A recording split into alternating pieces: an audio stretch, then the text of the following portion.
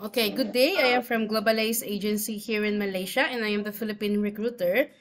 I receive your buy data from Avantage Agency in the Philippines. Am I right? Yes, ma'am. Can you speak English or can you understand English?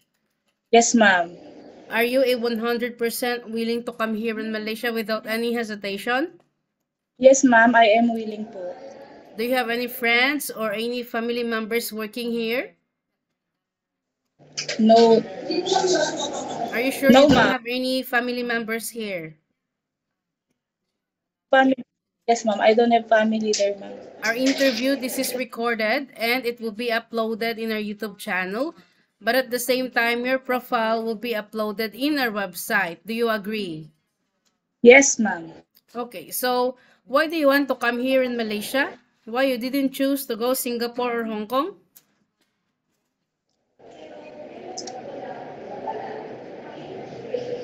Because, ma'am, I hear there in Malaysia is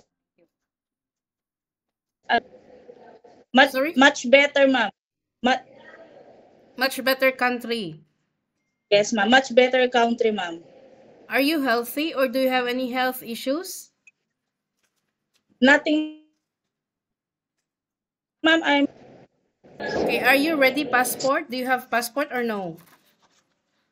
No, ma'am. I don't have, ma'am. For passporting only.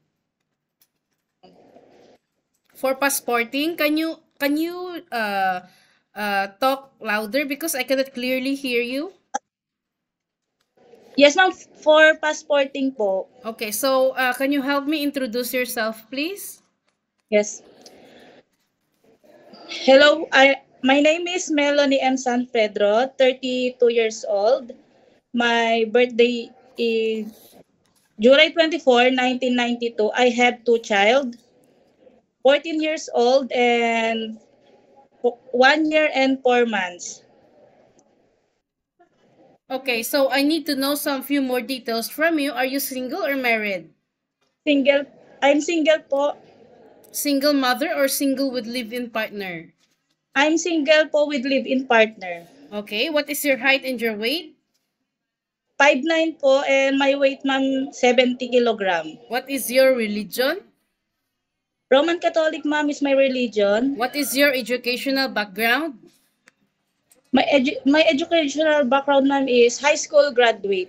High school graduate. Okay, so this is your first time working abroad, is it? Yes, yes ma'am. Why do you want, okay, so I mean, is your family allow you to come and work here in Malaysia? Yes ma'am. Who will going to take care of your children once you come to work here? Yes ma'am, my youngest sister. Why? What about your what about your live-in partner? Ano ma'am, he has a job ma'am, housekeeping in Manila po. Okay, how old is he and what is his occupation?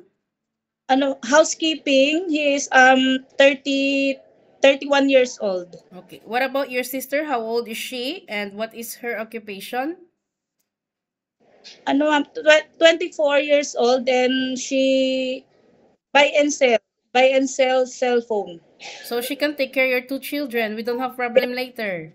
Yes ma'am, because my mother is going there in Cavite to taking care of my child. Okay, how old is your mother and what is her occupation? My mother is 45 years old, housewife po. Housewife. What about your father? My father is dead na Deceased. dead. Okay. Yes. So, how many brother and sister do you have? I have I have three brothers and five sisters. What is your rank in your family? Are you the eldest, the second, the third? I'm the third. I'm the third po. Okay. Do you have any working experience as a housemaid in the Philippines? Yes, ma'am. In which place in the Philippines? Ma'am, California Garden Square po. In which place that one? Mandaluyong po. Mandaluyong. How many years you work there? 2 years, ma'am. I start 2 years. Okay. What year did you started and what year did you finish working there? I started, ma'am, September 21, 2025 and I end October 8, 2023. Okay. I mean, September what? to September 21, 2000 up what? 2021 po. Tas October 8, 2023. Okay, September 21 to 2023. You worked there for 2 years. Yes, ma'am.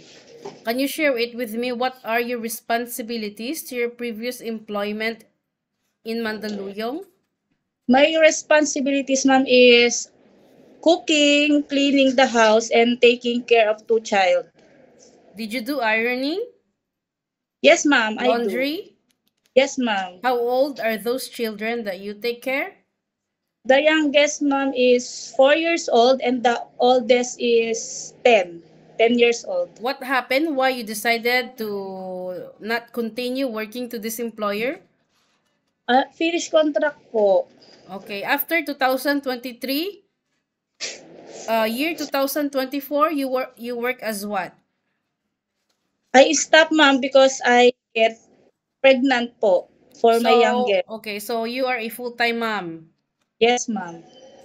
You know that being a domestic helper is very tough. Again po, sorry. You know that being a domestic helper, working abroad is not that so easy. Are you aware? Yes, ma'am. I aware po. You cannot easily go back home because you will going to sign a 2 years contract. Any uncertain situations that might happen to your family back in the Philippines, please remind yourself that you cannot easily go back home. Once you breach your contract, also you know that there will be a consequences, which is you need to pay your employer and at the same time the agency, as nobody forced you to come and work here in Malaysia. Am I right? Yes, ma'am. Are you okay to take your children while doing house chores at the same time? Yes, ma'am. I'm okay. Are you okay to take your baby? Yes, ma'am. I'm okay po. Are you okay to take care elderly people? Yes, ma'am. Can you cook? Yes, ma'am. Can you caregiving for bedridden patient and disabled person? Yes, ma'am. Are you comfortable taking care of pets? Yes, ma'am. Are you afraid of dogs or any cats? Yes, ma'am. So Big are you dog. okay to take care of pets? Yes or no? Yes, ma'am, but the big dog. The big dog, you are scared with big dogs. Yes, ma'am. Dog. Okay. So I am just giving you and I am telling you what is the reality of working here in Malaysia, okay? So you Okay. cannot come here and be like a princess. So you need to work hard. You need to embrace the pain. You need to embrace all the hardships, okay?